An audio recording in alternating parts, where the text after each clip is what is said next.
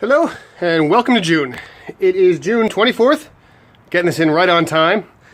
And we're starting in this first corner of the shop. This, for those technically minded, this would be the northwest corner of the shop. If you could see through that wall in a distant 30 miles in the distance, you'd see the Empire State Building. So, this corner of the shop, you see that melamine right there? That's what I use as a sled for my planer when I'm putting boards that won't fit on my joiner through the planer. I hot glue them to that with some shims underneath them to flatten one side. See a smaller version of it down there. It's a really awkward spot since I hang my lock for the door behind it, but I haven't found a better spot yet. So that's what that is. Here's the normal pile of junk, kind of half waiting to go back in the basement. You'll see that concrete step I still haven't taken out yet, hiding way back there. We have a new concrete saw at work, actually made by Arbortech, the guys who make the cool carving stuff. They make concrete saws, you know, go figure. You carve wood, cut concrete, very similar. So I'm going to try that saw here when I get around to it. Not a big rush on that. Here's my bandsaw. There's my bandsaw motor. Alas, by all appearances, the bandsaw motor burnt itself out. I was cutting this shape repeatedly, and these rounds are drilled first and then all the straight cuts, and I had the saw running for about a half hour and the motor went ugh, and gave up. So I need to take the motor off, get the motor evaluated on its own, confirm that it's the motor, and then either get this motor rewound or get a new motor. I'm really not looking forward to that, and I haven't spent the time to take the saw apart and get the motor off it yet. There's my oscillating spindle sander, oscillating belt sander. Really handy tool. I've been using it a lot lately. It normally lives in the attic because I don't have space for it here. I don't have a shelf to put it on, but I would ultimately like to keep it down here. But unfortunately, there's a lot of things down here jockeying for floor space. There's a table saw with a bunch of cutoffs from some recent finished projects on there. And my domino, believe it or not, I wasn't using the domino. Over there, you can see I was using my RO90. And the cord that I typically use for all my sanders is there attached to that hose. So I had to bring it in the house, so I wasn't going to bring this whole cart in the house, so I took that hose up there because I happen to have two hoses, but I needed a cord, and the domino was the easiest thing to reach, so I stole the cord on the domino. Coming through here, a box of stuff I've yet to put away, a bag rather, some leftover pieces from, that's the template for the Bar Top Arcade. Anybody else wants one, hit me up. The last one was a donation, the next one I'm going to have to charge for, but hey, if you really like Bar Top Arcades and want a cool one made of actual wood instead of sheet goods, let me know. These are Drillnados, and they're fantastic. It fits on the drill press. My drill press is back behind my bench where it lives when I'm not using it. But there's a collar that fits around the chuck that connects to a shop vac. And these pieces, if you'll excuse me, they kind of go like that, and they snap into the collar, and the drill bit comes out through here. And as you're drilling, they squish down, and they maintain a nice vacuum channel around the drill press. And this is the one I bought. I bought my initial one at Woodworking in America. And then when we were in Tampa at the woodworking shows, the guys at Drillnado were kind enough to give me this one. This is their new improved one. You see how the bottom has this clear extension, and you can actually see what you're doing. Now, it's a drill press, so you line it up. You don't necessarily need to see it for it to work. So this one works just fine. But, you know, the same can be argued about the router, and I'll be the first to tell you, you want to see what you're routing. I like clear bases in routers, I like lights in routers, so I think this is a very good improvement.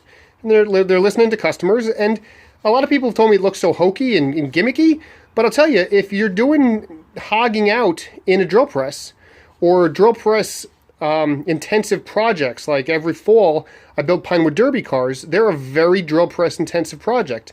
This captures all the dust. It's really cool. And they're only, I want to say they're like 40 bucks for the whole set, including the collar that fits on the drill press. I don't know. I could be wrong. I apologize if I am, but it's well worth it, I think. It's a really neat set. I need to find a home for it because it's sitting in my clamp bucket, but there it is. There in the spool are full-size plans for the arcade. I'll price you one, let me know. Coming around here, my sanders and grinders. On the bench is my, I'm never going to pronounce it right, it's my Sojberg of Sweden benchtop bench. I forget what they call it. It's like a portable thing. the guys over at the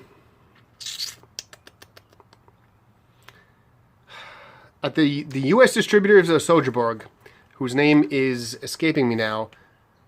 I want to say they're M-Power Tool. I'm going to screw it up, so I'm not going to say anything. They sent me this to kind of test out and use, and I like benches, so I was happy to do it, but I wasn't overly excited about it. And now that I have it, I am overly excited about it. I think it's really great.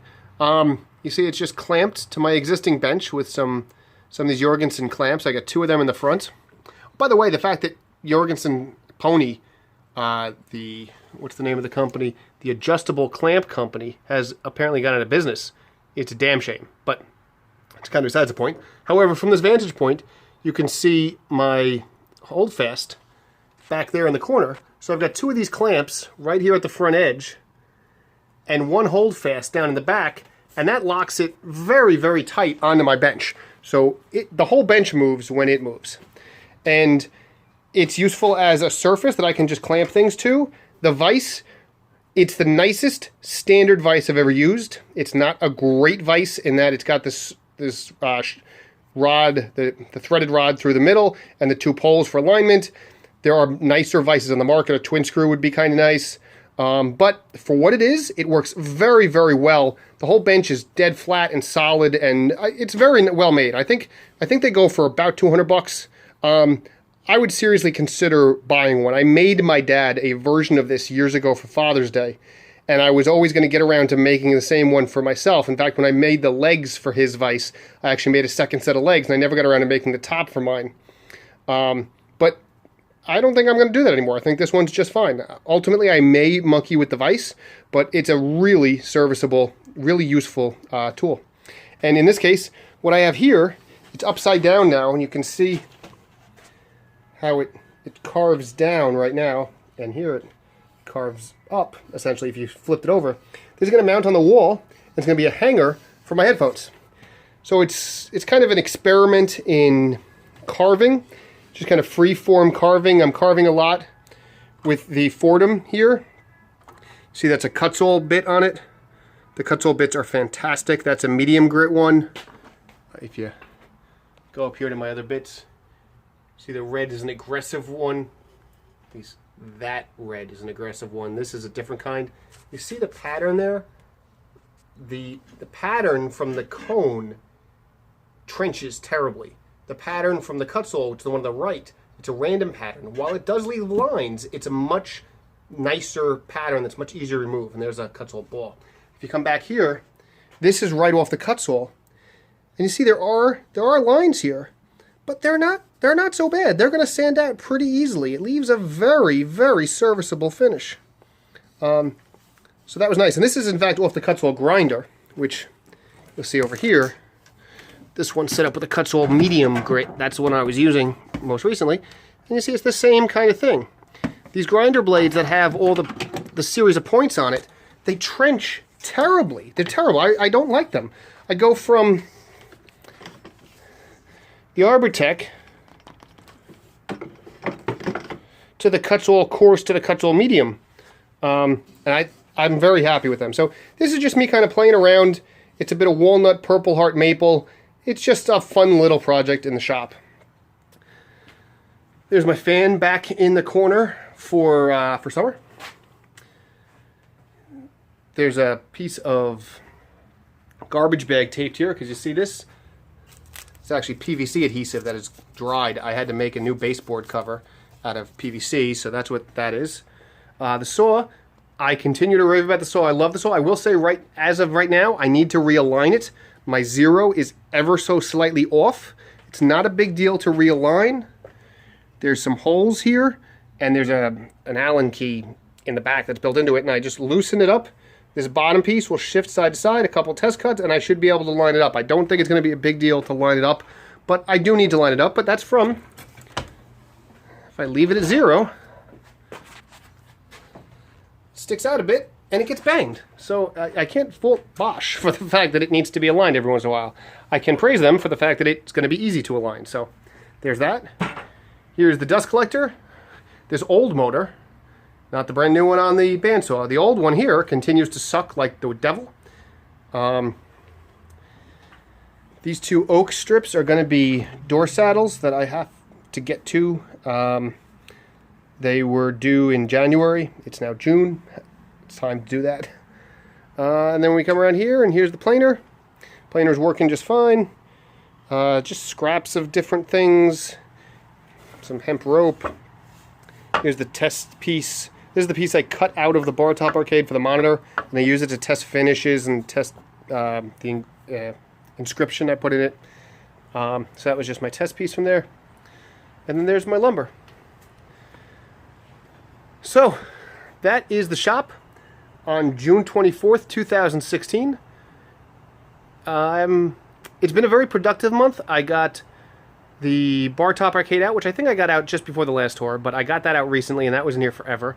I've made 4 custom hatches for a job at work that fit flat hatches into a curved ceiling, so they were a little bit of curved work. I've made 10 of these silly single board plant hangers for a bunch of teachers. I've made the baseboard cover for my bathroom. Now that was out of PVC, but still got made in the shop. And that's where we stand. So the next project will be those door saddles, and then I might actually be sort of caught up. Oh, I'm sorry.